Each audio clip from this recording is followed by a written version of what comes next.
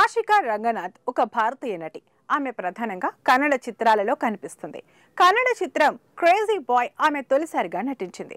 ఆషిక ఉత్తమ నటిగా సైమా అవార్డును అందుకుంది. రాంబో 2, రెమో, మదగజ చిత్రాలకు నామినేట్ అవ్వగా మదగజకి అవార్డు గెలుచుకుంది.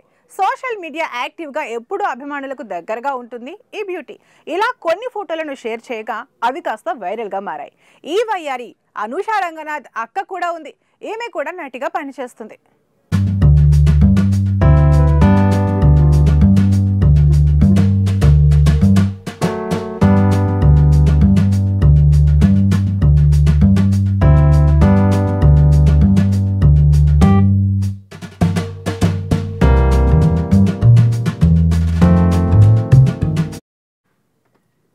ఫ్రీ స్టైల్, బెల్లీ మరియు వెస్టర్న్ తో సహా వివిధ డాన్స్ స్టైల్స్ కూడా శిక్షణ పొందింది ఈ ముద్దుగుమ్మ.